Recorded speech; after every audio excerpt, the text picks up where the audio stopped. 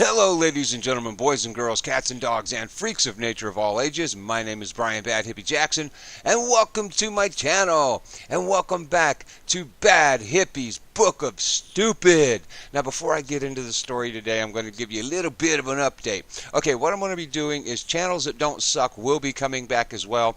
It'll be coming back next Friday. So what I'm going to do is, instead of doing the Book of Stupid every Friday and Channels That Don't Suck every Monday, I'm going to alternate the Book of Stupid and Channels That Don't Suck off every other Friday, just because I've been overloading myself. I've been doing too many things, or trying to do too many things at one time, and digging a hole that I'm having a problem getting out of, and it's just the way things go sometimes. So the Book of Stupid and Channels That Don't Suck will alternate off every other Fridays. Tomorrow, Sing Along Saturday, or Saturday Sing Along, will be back. I do have that one recorded and ready to go.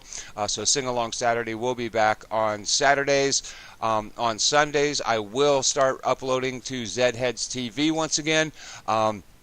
I do have the next episode of Dead Effect recorded and ready to go. I just have to make a thumbnail, although I am still not sure if I'm going to actually finish that game because of the stupid-ass credit system. Ugh. It's really not a bad game. And, you know, even though there's parts of the graphics that aren't great, it's not a game breaker. It's something I can deal with. It's just, you know, like the plastic blood, no big deal. It looks pretty good. It's just not phenomenal. So, you know, not a big deal.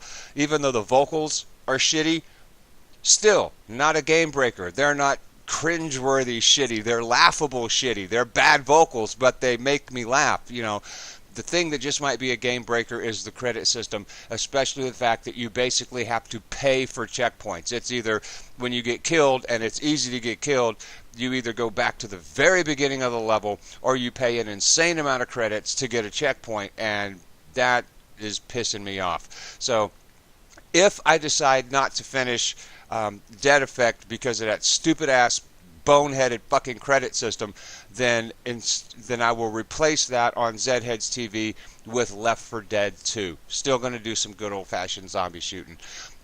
The last thing I want to touch on before I get into the story for today is some thank yous and some shout outs. And these links will be included in the description below because you fucking guys deserve it. Over the past few weeks, I've had a lot of stuff going on. I've been really sick. My son graduated high school. I had family in town visiting. My daughter got married. All of that kind of good stuff going on at one time. And I pretty much had to take a couple of weeks off of YouTube. And there were a few people who were just beyond awesome in their support. They would contact me on Twitter or Facebook, make sure I was doing okay, ask how things were going, can't wait for you to get back online, start posting more videos, etc., etc. You guys were fucking amazing. You deserve more than just a shout out, or more than just a thank you. You deserve a shout out. So shout outs go to DanCamMain, Modacrew, Samaniatic, the Azermane, TheSwampDonkey, RedMonkey, Chartier67, HeemzCast Gaming, and Millaboy Gaming. You guys are fucking awesome. Thank you very much for being who you are and being the friends that you are. I love you. Thank you.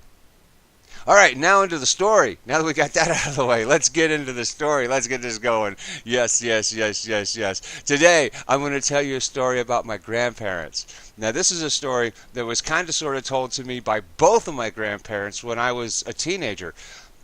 My granddaddy and I were talking about something. Now, my grandparents grew up in the Deep South. I myself was born in Georgia and raised in Mississippi. My mother grew up in Mississippi. This is my mother's parents. And when I was in junior high and high school, we lived really close to my grandparents. They lived out on a farm in southern Mississippi, several large acreage. It was a great place. It was a great place to grow up. It was, you know, I can't bitch about my childhood the way other people can legitimately bitch about their childhood, because I was surrounded by family that actually loved me and cared about me, and I had something like 70 acres worth of property to play on. It was pretty fantastic. And my grandparents were fucking amazing. If there's anybody in my life that I consider an actual hero and a role model, that would be my granddaddy, A. Drew Howard. That's who my son is named after.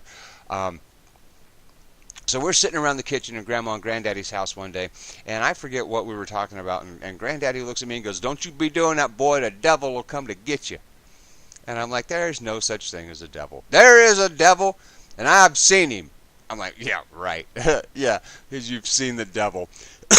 And he's straight up, I seen the face of the devil.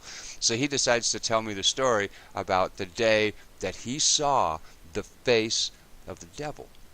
So he says, "Me and your grandma, when we was young, before we got married, we was courting.